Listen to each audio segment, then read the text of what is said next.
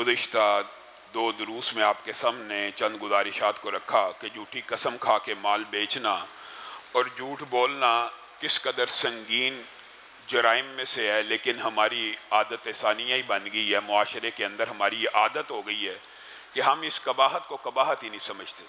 सीरतुन नबी के बाब में एक हकायत ये भी मौजूद है कि एक शख्स नबी करीम सल्लल्लाहु अलैहि वसल्लम के पास आया और आके कहने लगा, ए अल्लाह के रसूल, 4 इल्लतें पाई जाती हैं, शराब भी पीता हूँ, चोरी भी करता हूँ, बुराई का इर्तिकाब भी करता हूँ, ये भी करता हूँ, 4 बुरे काम करता हूँ, झूठ बोलने की आदत मौजूद है, इन चारों में से सरे फरिस्त है।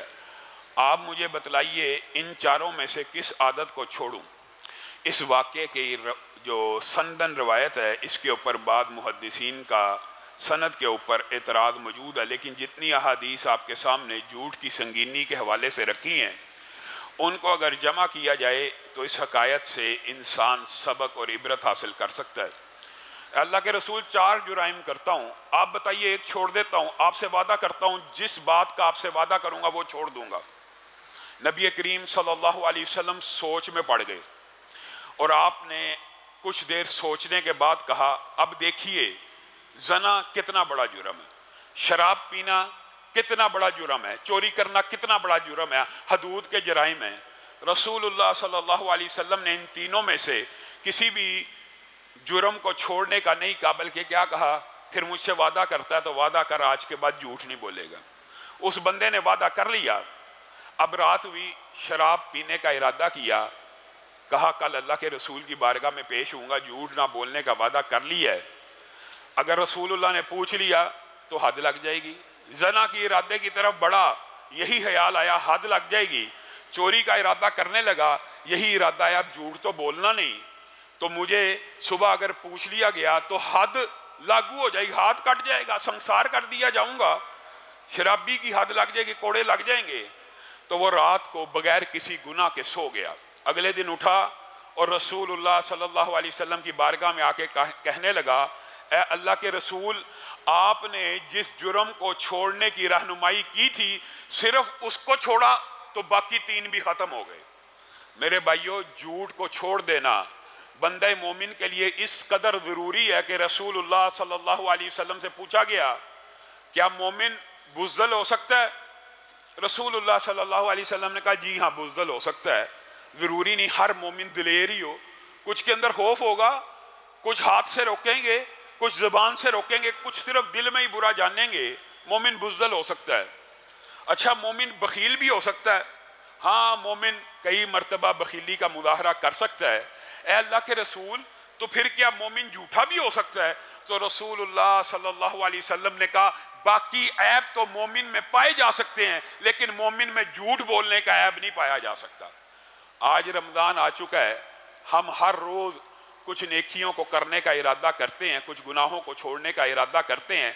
आज आपने ज़ुबान की ख़यानतों के अंदर एक तो झूठ बोलने का जो हमेशा के लिए अल्लाह रब्बुल इज़्ज़त से ये वादा करें, अल्लाह कोशिश करता हूँ, इरादा करता हूँ, आज के बाद झूठ नहीं बोलूँगा, इरादा आपने करना है, उसका नतीजा अल्लाह रब्बुल इज़्ज़त खुद ज़ाहिर करेंगे, आपके लिए मदद आएगी। और ज़ुबान ही की ख़यानतों में एक सख्त ख़यानत गीबत भी है। नबी करीम सल्लल्लाहु अलैहि वसल्लम ने अपने सहाबा से पूछा, ऐ मेरे सहाबा, क्या तुमको पता है गीबत क्या है? अल्लाह के रसूल, आप ही बेहतर जानते हैं और अल्लाह बेहतर जानता है, हमें बतलाइए गीबत क्या है। अच्छा, फिर मैं मोहम्मद सल्लल्लाहु अलैहि वसल्लम तुम्हें बतलाता हूँ, गीबत ये है कि तुम अपने भाई का जिक्र उसकी अदम मौजूदगी में ऐसे करो कि अगर तुम उसके मुंह पे करो, या तो मफहूम बयान कर रहा हूँ, या तो तुम उसके सामने न कह सको, या अगर कहने की हिम्मत भी रखते हो तो वो जिक्र सुन के उस भाई को नागवार गुजरे। ये दोनों तीनों अहादीस को मिला के आपके सामने मफहूम रख दी है। गीबत इसको कहते हैं कि तुम अपने भाई का जिक्र उसकी अदम मौजूदगी में ऐसे करो कि अगर उसके मुंह पे कर दो तो उसको बुरा लगे, नागवार गुजरे। अल्लाह के रसूल, ये आपने क्या डेफिनेशन बताई है? अगर वो जुर्म उसमें मौजूद है, हम उसके पीछे से उसके बारे में ये बात करते हैं, तो क्या ये भी गीबत है? तो रसूलुल्लाह सल्लल्लाहु अलैहि वसल्लम ने कहा, हाँ मेरे सहाबा, यही तो गीबत है, यही तो गीबत है کہ جو عیب اس کے اندر موجود ہے اس کا ذکر اس کی عدم موجودگی میں کر رہے ہو، اور اگر وہ عیب اس کے اندر موجود ہی نہیں ہے تو پھر یہ غیبت نہیں ہے، یہ کیا ہے؟ بہتان ہے۔ یہ غیبت سے بھی زیادہ سنگین ہے۔ غیبت کس کو کہتے ہیں؟ عدم موجودگی میں اس عیب کا ذکر کرنا۔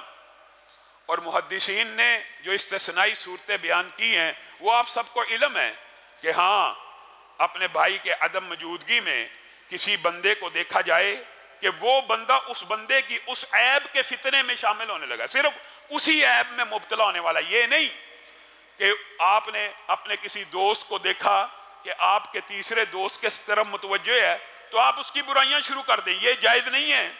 لیکن یہ جائز ہے آپ کو یہ اندیشہ ہو کہ وہ بندہ میرا یہ دوست اس دوست سے اس کے اس عیب سے نقصان اٹھا سکتا ہے، تو پھر آپ اس کا وہ عیب اپنے دوست کو بیان کریں گے، یہ بھی ایک امانت ہے، اور اس کو یہ کہیں گے میں نے اس کے اندر مثال دے رہا ہوں، میں اس کو بالعموم یہ دیکھا کہ وہ عہد کی پاسداری نہیں کرتا، آپ اس معاملے میں احتیاط کرنا۔ اگر اس بارے میں آگاہ کر دیں گے کوئی حرج نہیں ہے، لیکن آپ کی نیت اس کی برائی کرنا نہ ہو بلکہ اپنے اس دوست کا فائدہ کرنا ہو، اور نہ ہی اس دوست کو اپنے اس دوست سے بد دل کرنا ہو۔ جو بندہ صرف، یاد رکھے، جو بندہ صرف بد دل کرنے کے لیے، بد دل ایک ہوتا ہے نیک نیتی سے، اصلاح کی نیت سے کہ میرے بھائی کو، میرے مسلمان دوست کو فلاں دوست سے نقصان نہ پہنچ جائے، یہ باب لگ گئے، اس کے اندر استثناء کی صورتیں محدثین نے بیان کر دی ہیں۔ لیکن ایک بندہ اس کو پتہ ہے کہ میرے اس دوست کو اس دوست سے اس عیب میں نقصان نہیں پہنچنا، پھر بھی اس کا وہ عیب بیان کر رہا ہے، معاذ اللہ۔ نبی کریم صلی اللہ علیہ وسلم نے کہا اپنے مسلمان بھائیوں کے عیبوں کے پیچھے نہ پڑو، ان کے عیبوں کو تلاش مت کرو، ان کے عیبوں کو مت ٹٹولو، ان کے عیبوں کو نہ اچھالو۔ اتنی حدیثیں ہیں، کیوں؟ وجہ بھی بیان کر دی۔ جو مسلمانوں کے عیبوں کے پیچھے، اپنے دوستوں کے، بھائیوں کے، رشتہ داروں کے، اعزاء و اقارب کے عیبوں کے پیچھے پڑا رہتا ہے تو پھر اللہ رب العزت بھی اس کے عیبوں کے پیچھے پڑ جاتے ہیں۔ جو بندہ لوگوں کے عیبوں کے پیچھے پڑتا ہے تو پھر رب تعالیٰ اس بندے کے عیب کے پیچھے پڑ جاتے ہیں۔ اسی لیے رسول اللہ صلی اللہ علیہ وسلم نے کہہ دیا آپ کو، اور مجھے یہ بھی نصیحت کر دی کہ اگر کسی مسلمان بھائی کی غیبت ہو رہی ہے اور اس وقت آپ نے اس بھائی کا دفاع کیا اس کی عدم موجودگی میں، ایک یہ تھا کہ عدم موجودگی میں اس کی برائی کی، اور ایک یہ ہے کہ عدم موجودگی میں اس کا دفاع کیا، تو رسول اللہ صلی اللہ علیہ وسلم نے فرمایا جو اپنے بھائی کی عدم موجودگی میں اس کی عزت کا دفاع کرے گا، کل قیامت کے دن اللہ رب العزت عرب انسانوں کے سامنے اس بندے کی عزت کا دفاع کریں گے۔ جس بندے کی عزت کا اللہ دفاع کریں گے وہ ناکام ہو جائے گا، وہ عرب انسانوں کے سامنے ذلیل و رسوا ہو جائے گا۔ یہ معاشرے میں رہنے کے چھوٹے چھوٹے آداب جن کو ہم نے فراموش کر دیا۔ ہماری مجلسیں غیبت کی بنیاد پہ ہوتی ہیں، آؤ چلتے ہیں آج فلاں کا جنازہ نکالنا ہے، فلاں کی عزت کا جنازہ نکالنا ہے۔ اور اس باب کے اندر میں اپنی بہنوں بیٹیوں کو اور عورتوں کو یہ بات کہنا چاہتا ہوں، مردوں میں بھی یہ عادت وافر پائی جاتی ہے لیکن عورتوں نے اس عیب کے اندر وافر اپنا حصہ رکھا ہوا ہے۔ صرف نشست مجلس رمضان کی راتوں میں، افطاری کے بعد دعوت افطار کے ڈنرز میں کئی مرتبہ بات طلب ہو جاتی ہے، اس لیے میں اپنی زبان کو روک لیتا ہوں کہ دعوتیں ہو رہی ہیں افطاری کی، دعوتیں ہو رہی ہیں ثواب کی، اور اکٹھا ہونے کا مقصد کیا ہے؟ فلاں فیملی کو ڈسکس کرنا ہے، فلاں فیملی کے بارے میں ڈسکشن کی جانی ہے۔ یہ ہمارے مسلمان معاشرے کے یہ آداب ہیں۔ وَلَا يَغْتَبْ بَعْضُكُمْ بَعْضًا، اللہ کہہ رہا ہے ایک دوسرے کی غیبتیں بیان نہ کرو۔ کیا تم یہ چاہتے ہو کہ تم اپنے مردہ بھائی کا گوشت کھاؤ؟ اور یہ صرف اللہ نے نہیں کہا، رسول اللہ صلی اللہ علیہ وسلم نے معراج کی رات میں غیبت کے جو آداب دیکھے تھے ان میں تو ایک ناخنوں کے ساتھ اپنے سینے کو نوچنا بھی شامل تھا، اور ایک کیا تھا؟ رسول اللہ کو اطلاع دی گئی کل قیامت کے دن جس کی غیبت کی گئی ہوگی کہا جائے گا دنیا میں انسانی گوشت کھاتا تھا، آج بھی یہ انسانی لاش تیرے سامنے پڑی ہے، اس کو کھا، اور وہ منہ بنا کر اس کو کھاتا اور چباتا رہے گا، اور قیامت کے دن اس کو یہی عذاب ملتا رہے گا۔ رسول اللہ صلی اللہ علیہ وسلم بیٹھے ہیں اور یہ بات یاد رکھیے گا، محدثین نے یہ بات لکھی ہے، صوفیاء نے بھی کچھ باتیں لکھی ہوتی ہیں، اور ضروری نہیں ہوتا کہ صوفیاء کی ہر بات بھی غلط ہو، لیکن ان کا جو منہج ہوتا ہے وہ آپ کو پتہ شریعت سے فرق ہوتا ہے۔ لیکن علماء نے یہ بات لکھ دی ہے، محدثین نے، کہ گناہوں کی بدبو ہوتی ہے، عملی طور پہ ہوتی ہے۔ وہ الگ بات ہے کہ انسان ایک دوسرے کے گناہ کی بدبو نہیں سونگتے، اور اگر اللہ رب العزت ان گناہوں کی بدبو انسانوں کے اوپر بھی ظاہر کر دے تو شاید انسان ایک دوسرے سے ملنا ہی چھوڑ دیں، شاید انسان ایک دوسرے سے ملنا ہی چھوڑ دیں کہ فلاں سے اتنی بدبو آ رہی ہے گناہوں کی۔ لیکن اللہ رب العزت کئی مرتبہ ان گناہوں کی بدبو ظاہر بھی کر دیتا ہے، اور رسول اللہ صلی اللہ علیہ وسلم نے انہی میں سے ایک واقعے کو بیان کیا۔ مدینہ میں بیٹھے ہوئے ہیں، شدید بدبو آئی، شدید۔ صحابہ نے کہا یہ کیسی بدبو ہے؟ تو رسول اللہ صلی اللہ علیہ وسلم نے کہا یہ غیبت کرنے والے کے منہ سے نکلنے والی بدبو ہے۔ جب وہ لاش کھا رہا مردہ اپنے بھائی کی، اس کی بدبو آ رہی ہے۔ کچھ اعمال کی بدبو رسول اللہ نے بیان بھی کی ہے کہ کیسی کیسی بدبو آتی ہے، اور بے شک یہ بدبو اگرچہ انسان نہیں سونگ سکتے، لیکن فرشتے جو لطیف مخلوقات میں سے ہوتے ہیں ان کو گناہوں کی بدبو بے شمار آتی ہے، اور وہ گناہگار بندے کا ان چھوٹے چھوٹے عیوب کی وجہ سے ساتھ چھوڑ دیتے ہیں۔ رحمت کے فرشتے، حفاظت کے فرشتے، کتابت کے فرشتے، کتنے ہی فرشتے ہیں جو اللہ رب العزت نے انسانوں کے آگے پیچھے دائیں بائیں مقرر کیے ہوئے ہیں۔ وہ سارے فرشتے انسان کے ان معمولی عیبوں کی وجہ سے انسان سے دور ہو جاتے ہیں، پھر انسان جادو کا بھی شکار ہو جاتا ہے، جنات کا بھی شکار ہو جاتا ہے، اور پھر چلو اگر بندہ ہو بھی گیا تو علاج کا طریقہ تو یہ تھا کہ اللہ کی طرف آ جائے، کلام اللہ کی طرف آ جائے۔ عقل پہ ایسا پردہ پڑتا ہے، پھر جاتے کس کے پاس ہیں؟ وہ فلاں علاقے میں فلاں پیر ہے۔ پیروں کے اوپر تان کرنا مقصود نہیں ہے، لیکن وہ بندہ پیر نہیں ہوتا جی۔ وہ کیسا پیر ہے؟ اس نے جی 30 سال سے غسل نہیں کیا، اس نے جی 30 سال سے غسل نہیں کیا۔ عقل پہ پردہ تو پھر مسلمانوں کی بھی پڑ گیا۔ وہ بندہ ولی اللہ اور پیر ہو گیا جس نے 30 سال سے غسل نہیں کیا، 30 سال سے اس نے وضو نہیں کیا، 30 سال سے نماز نہیں پڑھی، اس کے پاس بھاگتے ہو شفا لینے کے لیے۔ یہ اپنی اصلاح کرو، پھر لوگوں کے ساتھ گلا نہ کرو۔ ٹھیک ہے، ان عیوب سے اگر بیماریاں آ گئیں، جادو جنات آ گئے، تو پھر ان کا علاج بھی شرعی طور پہ رقیہ شریعہ کے ذریعے جو رسول اللہ نے بتلا دی ہے اس کے ذریعے سب سے بہتر یہ ہوتا ہے کہ انسان خود علاج کرے۔ تو میرے بھائیو، یہ جو جرم ہے غیبت کا، یہ اتنا سنگین ہے کہ رسول اللہ صلی اللہ علیہ وسلم نے ایک تو بدبو بیان کی، ایک اس کا ذائقہ بھی صحیح حدیث میں بیان کر دیا۔ ذائقہ بھی حضرت عائشہ نے ایک مرتبہ حضرت صفیہ کو کوتاہ قد کہہ دیا۔ کوتاہ قد، چھوٹا قد، چھوٹا قد، کہ اس کا قد تو بڑا چھوٹا ہے، بتائیے۔ اور ان کا قد چھوٹا تھا، لیکن رسول اللہ صلی اللہ علیہ وسلم امت کو سمجھانا چاہتے تھے یہ چھوٹے قد بڑے قد، یہ خوبصورت شکل یہ بد شکل، یہ گورا رنگ یہ کالا رنگ، یہ سرخ رنگ، یہ کوئی اللہ کے ہاں عزت کا معیار ہی نہیں۔ اللہ کے ہاں عزت کا معیار صرف دلوں کا تقوی ہے۔ حضرت عائشہ نے صرف یہ الفاظ کہے، رسول اللہ صلی اللہ علیہ وسلم نے انہیں بھی، مجھے بھی، آپ کو بھی رہتی دنیا تک کے لیے یہ اصول اور کلیہ بھی سمجھا دیا غیبت کے ذائقے کا۔ رسول اللہ صلی اللہ علیہ وسلم نے کہا یہ جو تیری بات ہے نا کہ صفیہ کا قد چھوٹا ہے، اس کی اگر گولی مفہوم ہے، گولی بنا لی جائے، یا اس کا سیرپ بنا لیا جائے، یا اس کو ایک چمچی میں لے کر سمندر میں ڈال دیا جائے۔ سمندر میں زمین کا کتنا فیصد حصہ سمندر ہے آپ جانتے ہیں، کتنا پانی ہے، اور وہ سمندر میٹھے پانی کا ہو، اس کا ذائقہ اتنا تلخ اور کڑوا ہے عائشہ، اگر اس سمندر میں بھی ڈال دیا جائے تو سارے کے سارے سمندر کڑوے ہو جائیں۔ صرف بدبو نہیں بتائی، ذائقہ بھی بتایا ہے، اور یہ ذائقہ تو نے اور میں نے چکھنا نہیں ہے۔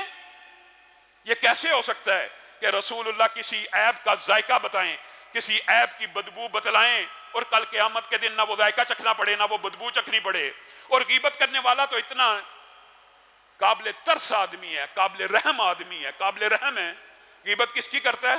کس کی کرتا ہے؟ جس سے حسد کرتا ہے۔ غیبت انسان کس کی کرتا ہے؟ جس کے بارے میں دل میں حسد ہوتا ہے یا بغض ہوتا ہے۔ جس سے حسد ہے اس کی غیبت کر دی۔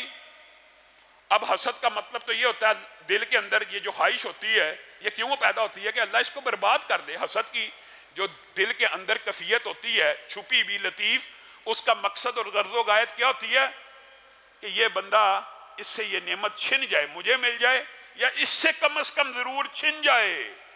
یعنی ایک تو اس بندے سے حسد کر رہا ہے، اور کتنا دکھ اور افسوس کی بات ہے جس سے حسد کرتا تھا دنیا میں اس کی غیبت تو کر لی، اور جس سے حسد کرتا تھا چاہتا تھا اس کو نعمتیں نہ ملیں، کل قیامت کے دن اسی کو اپنی نیکیاں دے رہا ہے، اسی کو اپنی نیکیاں دے رہا ہے.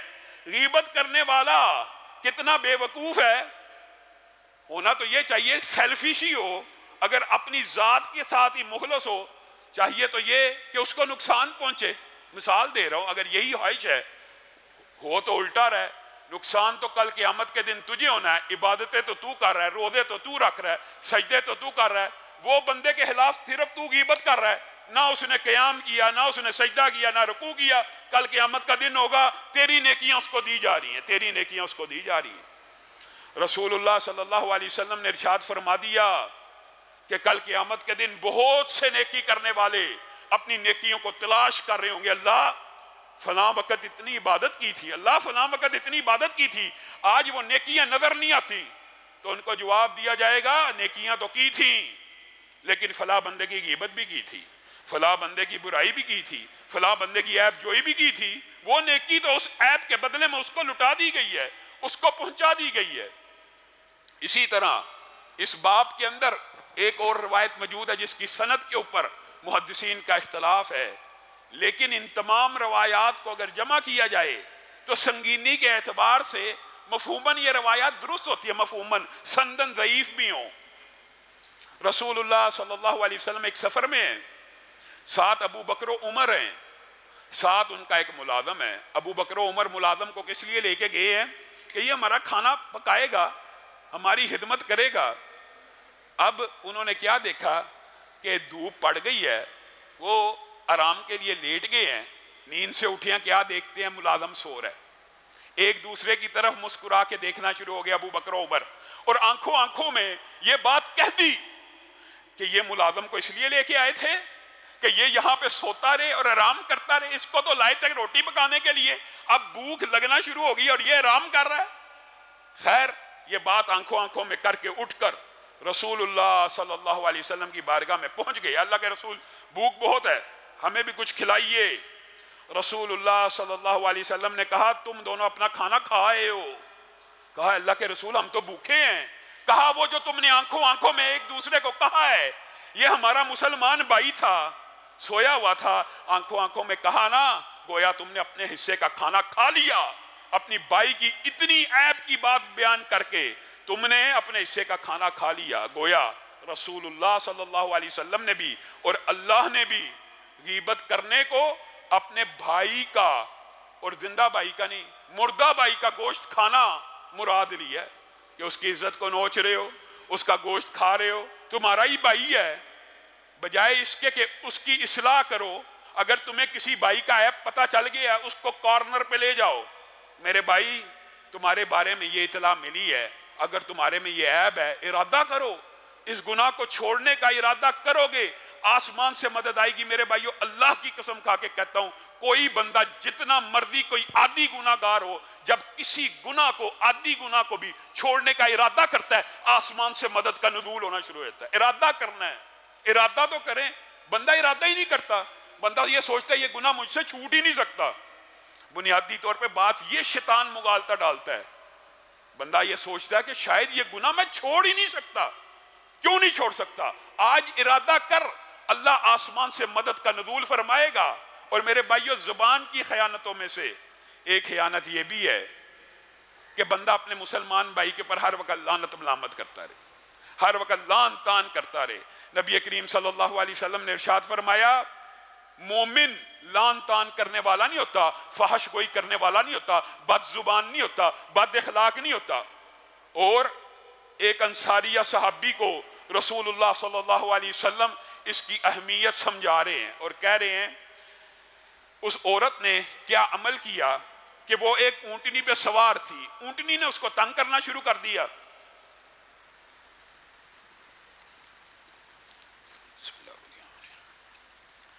اونٹنی نے تنگ کیا تو ان کے منہ سے نکل گیا تجھ پہ لعنت ہو۔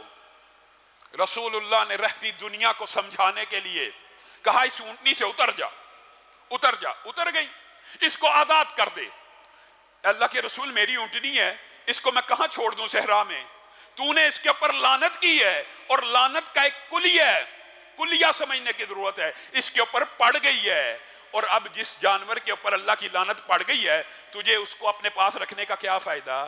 تجھے اس کو اپنے پاس رکھنے کا کیا فائدہ جس کے اوپر اللہ کی لعنت پڑ چکی ہو؟ کلیہ کیا سمجھا رہے ہیں؟ دوسری حدیث میں وہ کلیہ بھی موجود ہے۔ جب کوئی بندہ اپنے کسی مسلمان بھائی کے اوپر لعنت کرتا ہے، آپ کے سامنے جمعے میں یہ بات رکھی تھی، جب کوئی بندہ سبحان اللہ کہتا ہے 7 آسمان کے دروازے کھلتے ہیں، 1 سیکنڈ کے بھی 1000ویں حصے میں عرش عظیم تک وہ کلمات پہنچتے ہیں۔ اسی طرح جب بندہ کسی کے لیے بد دعا کرتا ہے، لعنت ڈالتا ہے، لعنت بد دعا میں سے ایک چیز ہے، جب کسی کے اوپر لعنت ڈالتا ہے، بد دعا کرتا ہے، تو یہ آسمان کی طرف نہیں اٹھتی، اٹھتی ہے تیزی سے اٹھتی ہے۔ کیوں؟ کیونکہ اللہ کا حق ہے بندہ مومن کی دعا کو سنے۔ جس طرح سبحان اللہ بھی آسمان کی طرف اٹھتا ہے اور 7 آسمان کو کراس کرتا ہے، اسی طرح یہ بددعا بھی تیزی سے آسمان کی طرف اٹھتی ہے کہ اس بندے نے فلاں بندے کے اوپر اللہ کی مدد مانگی ہے، اللہ کی مدد لعنت کے طور پہ مانگی ہے، اللہ کی مدد بددعا کے طور پہ مانگی ہے، تیزی سے گئی۔ حدیث کے الفاظ ہیں آسمان کے دروازے نہیں کھلتے اگر جس کے اوپر لعنت کی جا رہی ہو وہ اس کا مستحق نہ ہو، تو آسمان کے دروازے نہیں کھلتے۔ اور تجھے اور مجھے کیا پتا ہے جس کے اوپر ہم لعنت کر رہے ہیں وہ لعنت کا مستحق ہے یا نہیں؟ ہمیں کیا پتا اللہ نے اس کو لعنت کا مستحق سمجھا ہوا ہے یا نہیں؟ البتہ جن باتوں کے اوپر اللہ نے خود لعنت بھیجی ہے ان باتوں کے اوپر لعنت ڈالی جا سکتی ہے اور اللہ کی مدد لی جا سکتی ہے، اور مظلوم بندہ ظالم کے خلاف بد دعا کر سکتا ہے۔ اس حدیث کے الفاظ تیزی سے آسمان کی طرف گئی، آسمان کا کوئی دروازہ نہ کھلا، زمین کے اوپر پلٹی، زمین کا کوئی دروازہ نہ کھلا، صرف ایک رستہ باقی ہے، وہ لعنت کرنے والے کی طرف پلٹی اور تیزی سے اسی کے اوپر پڑ گئی۔ اگر اگلا بندہ مستحق ہے لعنت کا تو پھر وہ بد دعا آسمان تک جاتی ہے، آسمان تک پہنچتی ہے، اس کے لیے دروازے کھولے جاتے ہیں اور اس بندے کے اوپر ڈل بھی جاتی ہے۔ لیکن احتیاط کرنے کی بات یہ ہے کہ تجھے اور مجھے کیا پتا، ہاں کوئی مظلوم ہے، قرآن پاک میں 6ویں پارے کے شروع میں اللہ نے یہ کلیہ بیان کر دیا، وہ یہ بات کہنے میں حق بجانب ہے، وہ اللہ سے بد دعا کرنے میں حق بجانب ہے، لیکن بالعموم مومنوں کا، بندہ مسلم کا یہ طریقہ کار نہیں ہے۔ ہر کسی پہ لعنت بھیجی جا رہا ہے، او فلاں تے لعنت ہوئے، او فلاں تے لعنت ہوئے، او تیرے تے لعنت ہوئے۔ کتنے بے وقوف ہیں ہم، اپنے گھر کے اندر اپنے بچوں کے اوپر لعنت کر رہے ہوتے ہیں، لعنت تیرے تے، دور فٹے منہ تیرے، اپنے بچوں کے اوپر۔ تو کیا پڑھتی نہیں ہے؟ یہ حدیث کے الفاظ ہیں۔ بعض لوگوں نے وحی کے علم کو بس تھیوری سمجھا ہوا ہے، پریکٹیکل میں وہ یہ سوچتے نہیں ایسا ہو نہیں سکتا، جاتی ہو آتی ہو۔ یہ باتیں کچھ لوگوں کے عقل میں نہیں آ سکتی، لیکن رسول اللہ صلی اللہ علیہ وسلم کی حدیث سے واضح ہیں۔ اور میں اس سے بھی اگلی بات کہنا چاہتا ہوں، اور یہ بات کر کے میں اپنی بات کو ختم کروں گا۔ لعنت کے باب کے اندر، بد دعا کے باب کے اندر ایک اور بڑا سنگین باب ہے، وہ یہ ہے کہ اپنے کسی مسلمان کلمہ گو بھائی کو کافر قرار دے دینا، کہہ دینا یار فلاں مسلک تو کافر ہے، فلاں بندہ فلاں مسلک کا وہ کافر ہے۔ نبی کریم صلی اللہ علیہ وسلم نے یہ بھی ارشاد فرما دیا، جب کوئی بندہ کسی کو کافر کہتا ہے، کسی کو کافر کہتا ہے، صرف کہتا ہے، اس کا معاملہ لعنت سے بھی زیادہ تیز ہے۔ کافر کہتا ہے یا کہنے والا کافر ہو جاتا ہے، یا جس کو کہا گیا وہ کافر ہو جاتا ہے۔ دونوں میں سے ایک کے اوپر کفر لوٹ آتا ہے۔ کیوں؟ کہنے والا کیوں کافر ہو گیا؟ کیونکہ اس نے ایک شخص کے اوپر جھوٹا الزام لگایا، جس الزام کا علم صرف رب تعالیٰ کو تھا اور حقیقت اس کے دل کی صرف رب جانتا تھا۔ تو کون ہوتا ہے کسی کو کافر کہنے والا؟ اللہ جواب دیتا وہ نہیں بلکہ تو ہی کافر ہو گیا۔ وہ کیسے کافر ہو گیا؟ تو کافر ہو گیا۔ اور اگر وہ بندہ حقیقت میں کافر ہو تو واقعی دونوں میں سے ایک کافر ہو جاتا ہے۔ لیکن میرے بھائیو یہاں اس کی سنگینی کے اوپر آپ نے رک کے ایک بات کے اوپر غور کرنا ہے۔ یہاں پہ بعض لوگ، ہم تو یہ کہتے ہیں مسلمان جو کلمہ گو ہیں ان کی بھی معین تکفیر نہیں ہونی چاہیے، ان کو بھی کافر نہیں کہنا چاہیے، جہالت کا، تعویل کا عذر ان کو دینا چاہیے۔ لیکن یہاں پہ ایک بدبخت ٹولہ ایسا موجود ہے، معاذ اللہ، सुम्मा मुआद अल्लाह, जो उन लोगों के ईमान के ऊपर शुबा करता है और उन लोगों को बेईमान कहता है जिनको अल्लाह राजी अल्लाह कहता है। अल्लाह तो उनके ऊपर राजी हो गया, लेकिन तू उनसे राजी ना हो सका। और जुमले कैसे बोलते हैं? मुआविया रजी अल्लाह, अबू सुफियान रजी अल्लाह कहकर उनकी बुराई शुरू कर देते हैं। ये कौन सा कुलिया है कि कह भी दिया रजी अल्लाह मुंह से, और मैं अपने सफ़ों में मौजूद उन लोगों को कह रहा हूं जो सफ़ों में है ही नहीं, जो अहले सुन्नत से बाहर हैं, उनकी इस्लाह तो बाद में करनी है। जो अहले सुन्नत के अंदर मौजूद हैं, मुआविया रजी अल्लाह जी, अबू सुफियान रजी अल्लाह, ये कहने के बाद क्या शुरू हो जाते हैं तो रजी अल्लाह, लेकिन उन्होंने ये किया था, उन्होंने ये किया था, उन्होंने ये किया था। तू अल्लाह से भी बड़ा मुनसफ हो गया। अल्लाह तो उनसे राजी है, तू उनसे राजी नहीं। ये तेरी बदबख्ती है, ये तेरी बदनसीबी है। आज के बाद अपना अकीदा सीधा कर ले कि जिनके ईमान की गारंटी, जो जन्नत के अंदर, जन्नत की नेमतों के अंदर मुसलमानों को एक बहुत बड़ी नेमत मिलनी है। आपको पता ना, जन्नत जाने के बाद अल्लाह ऐलान करेगा और किसी नेमत की जरूरत मुसलमान, हर चीज मिल गई, और नेमत और नेमत और नेमत। उसके बाद एक वक्त ये भी आएगा, मुसलमान कहेंगे अल्लाह हर नेमत तो मिल गई है। अल्लाह उस वक्त ऐलान करेगा व रिज़वानुम मिनल्लाहि अकबर, मैं तुमसे राजी हो गया। जिस तरह तुम्हारे बाप आदम को कभी जन्नत से निकाला था, आज के बाद तुम में से किसी एक को जन्नत से नहीं निकालूंगा। वो एजाज जो जन्नतियों को एक अरसे के बाद जन्नत में मिलना है, सहाबा को इस जमीन की पुश्त के ऊपर अल्लाह ने दे दी है। उनके ऊपर इल्जाम लगाते हो, उनके ईमान के बारे में, उनके ईमान को निशाना बनाते हो, मुआद अल्लाह। और वो जो बाहर के हैं, वो तो उनका तो अकीदा ही कमाल है। रसूलुल्लाह सल्लल्लाहु अलैहि वसल्लम दुनिया से चले गए थे, 4 के अलावा बाकी सब काफिर हो गए थे, मुआद अल्लाह।